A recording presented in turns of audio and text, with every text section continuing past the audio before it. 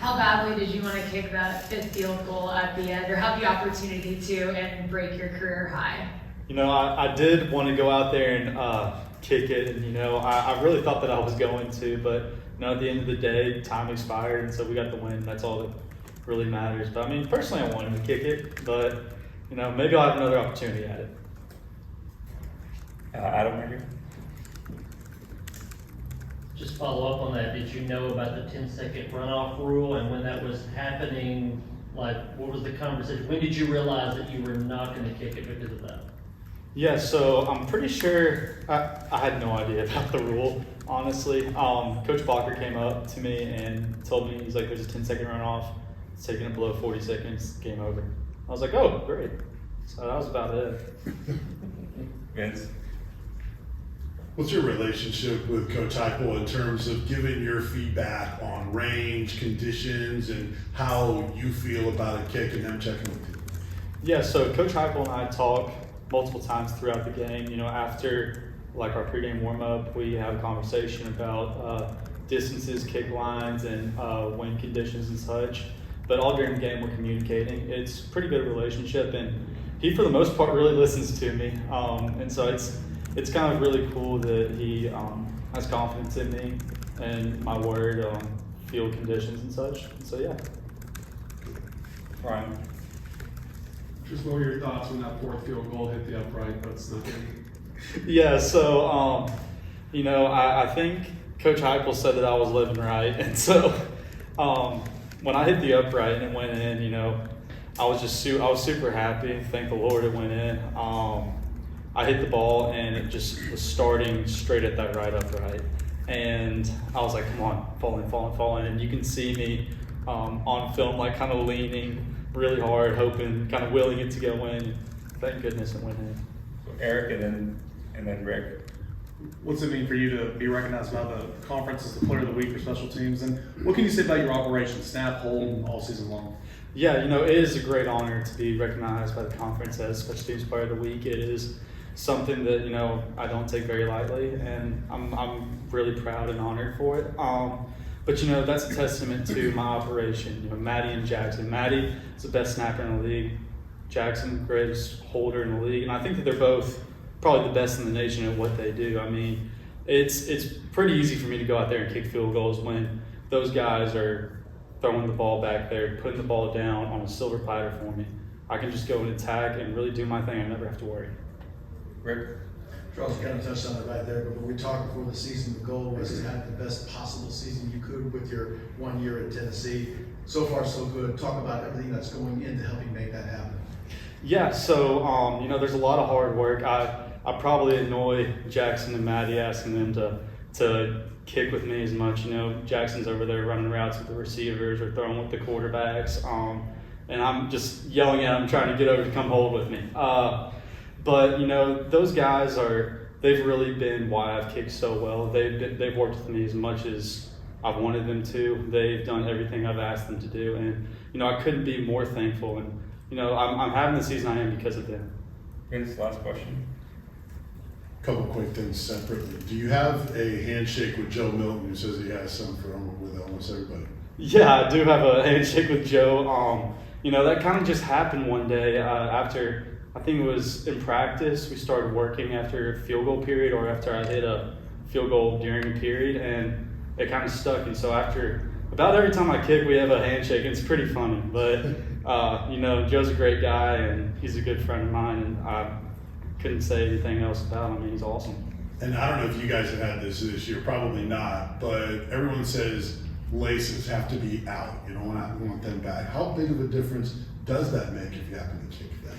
Oh, it makes it makes a big difference. I don't think that Jackson has had to spin very many balls because the snap has been perfect almost every single time. I'm pretty sure it's been perfect every single time, which is a great testament to Maddie, how well that he is snapping this season. I'm only having the season I'm having because of those guys.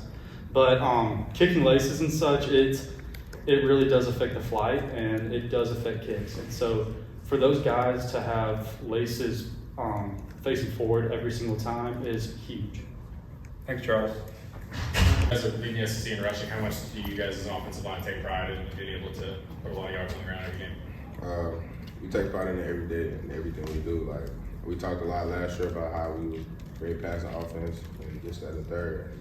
Now it's different. Like, we being the best run offense, like, it's just whatever they put in our face, like, we gonna take that and buy every day. Like, us being the best at the run game right now is what we plan on doing for the rest of the year. It's not gonna change from this point.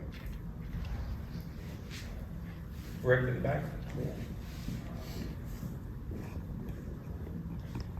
Javontez, speaking of taking pride, love seeing you after the game when the Vols win, and talk about taking the pride in adversity, waving the flag, and having so much fun after a big victory like that. I don't know. For me personally, it just means a lot. It's the work you put in and the places that you are. Like, it like affect the outcome of how you are as a person. And just me coming in here as a freshman, putting all the work that I put in throughout the years, and for the faces that have been here to see that, like, it just means a lot to me. And like, I carry this with me. Like, I carry the T with me. Like, I ain't had it for my whole life, but the 4 years I had it, feel like it's been my life. So, Casey. What's allowed John Campbell to fit in with the offensive line so well this season? just being a physical animal. Like, if you're a physical animal, like, you're allowed in my room. Like, that's just how it is. Like, we like that. Like, I mean, being a like coming from a different place. Like, of course, you got to settle in and know the stuff and like be able to learn. Like, he was coachable, he was willing to learn, and he wanted to go play football. So we didn't have a problem. Vince? There have been several times where guys have gone down during games and got to switch things up on the offensive line. What's allowed you guys to be able to keep that chemistry and keep the level of play even with new guys moving around? That's just how it is every day as a group. Like, we a family, like, it's team and family. So every day we go in the meeting rooms, we got each other back. It's not just a bunch of individuals in that doing work. It's a bunch of guys in there that want to help each other, that want to be better, that want to play the game, that want to like help their families in the future and want to be something. So we just take pride in that stuff. Like, it's not one single person. Everybody in their room has a job, and if one guy goes out, the next guy better be ready to do that job. Anything else for Javontez against game? What do you guys need to do to be more effective in short yardage? Just the looks we're getting. For us personally, it was just us getting in our stance, getting our feet set, and just seeing the idea and being able to come on with low hat in hands. Like, I mean, of course we know short yardage, short distance, you have to, like, any defense you know is gonna play straight, shoot off the ball. Like, so it's just man on man who's gonna win that situation. Wes? Javontez, as kind of a senior and sort of a leader, energy type guy on this team, how important do you think it is for you to be one of the guys this week to make sure the young guys know, hey, this is a break from SEC play, but you still got to go out there and do the job? We talked about that Monday. It doesn't change. Like, no matter what team we play, they're gonna have it. It's gonna be the same thing. Every week we step on the field, we're gonna have the same feeling to go out there and execute to the best of our ability and show that other teams can't play with us. So it doesn't change. Like, there's no mindset I have to talk to those guys about.